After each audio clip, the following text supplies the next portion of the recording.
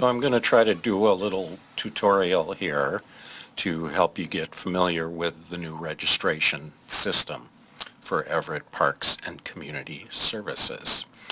If you see up here in the address line the address everettwa.gov/register, that will bring you to the page that looks like this. Talking about the new registration system.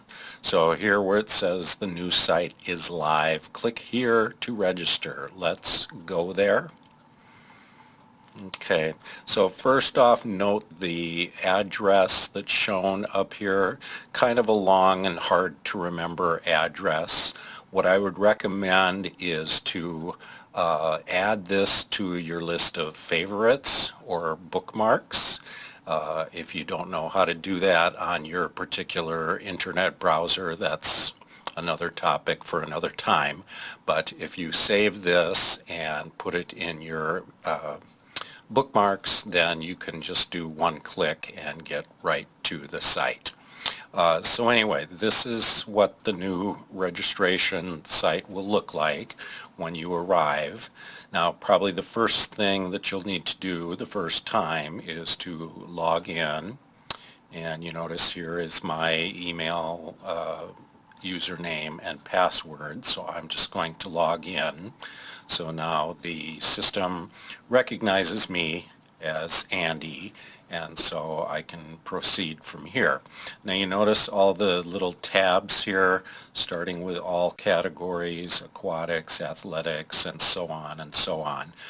You notice outdoors tab right here. That's where you'll find all the trips that I lead, like the hikes and walks, snowshoe trips, etc.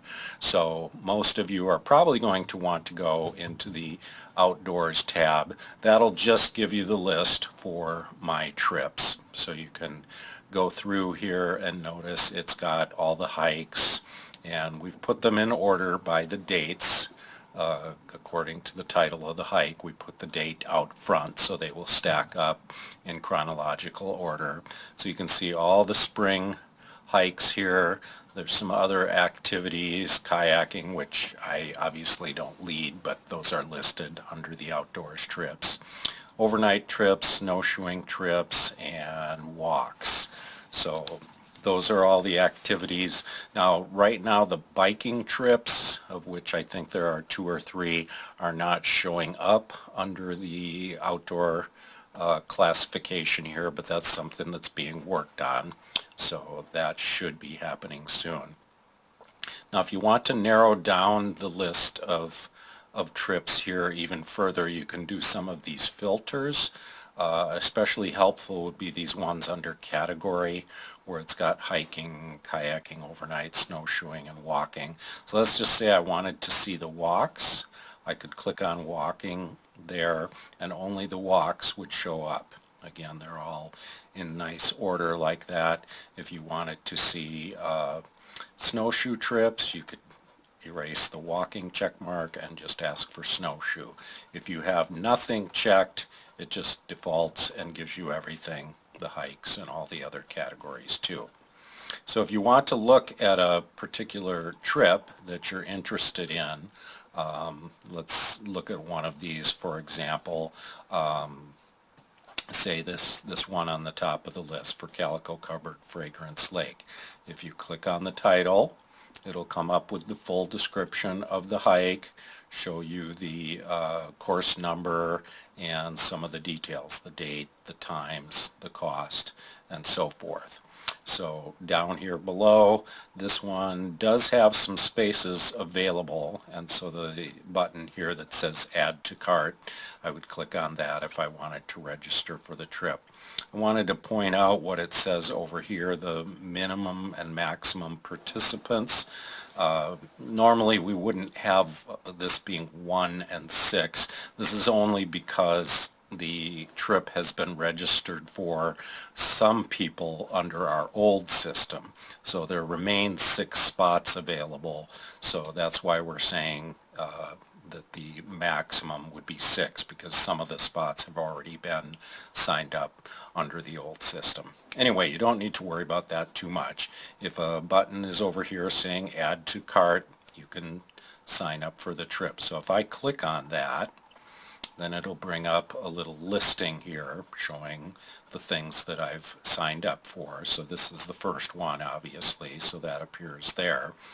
Let's say that's all I wanted to do, so I would go to checkout, and the first thing that comes up here is going to be the hold harmless waiver form, and I need to check on that, saying that I agree.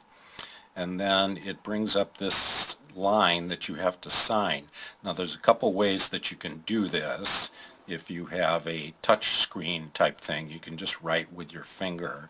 I'm going to use my mouse pointer and actually just try to carefully sign it with the mouse. I'm not going to try to be too fancy here, but this should work out okay. Won't look perfect, but I'm just going to write Andy there and call it good and save that.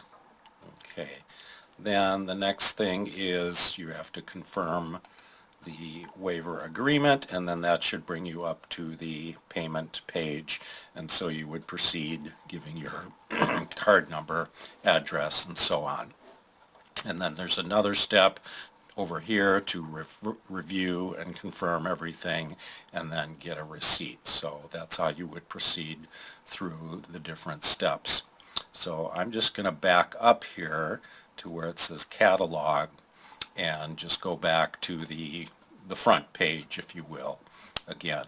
So once again, I'm going to open the outdoors trips. Now I wanted to point out a couple of other things. Some of these trips are already filled up. For instance, Lopez Island trip is already full. So what it's going to tell you is that this program is not available for registration. Then it says the trip is full and please call the office to be added to the wait list. This will be kind of a temporary procedure only for the trips that we have in the spring, where some of the trip has been filled up under the old registration system and now we're into the new registration system. In the future, once we get to the summer registration and going forward, you will be able to sign up to a wait list on a trip that's already full. It won't look like this saying that it's not available, but you will be able to sign up on a wait list. So hopefully that'll become clearer as we get a few months into this changeover and different trips get added. So I'm just going to close Lopez Island there. As you can see, it's just a real concise list here of the different trips. Some of them, like Middle Fork Snoqualmie River, it actually lets me add a picture here, and as we go forward with things, I'm hoping to use this a lot more so that you can actually kind of preview some pictures from the hike that'll make you hopefully more interested in signing up for it. So that's another nice little wrinkle. I'm still learning a lot of the ins and outs of this new system along with you, so there will probably be many things that we'll kind of be refining and learning more about as we go forward. But just basically for the time being, I would recommend kind of getting in here and playing with it a little bit, try to get a sense for how things come up and how you would proceed through if you were going to register for a trip. When we have summer registration begin, that'll be in May sometime. Of course, we'll have the initial registration on a Monday morning. So before that time, you want to become comfortable with the system if you want to get in there and sign up for a lot of trips. So that's just kind of a little primer here. Hopefully this was helpful. Go in there, play with it, talk to the office if you have problems, or let me know with your comments. So good luck. Thanks for watching.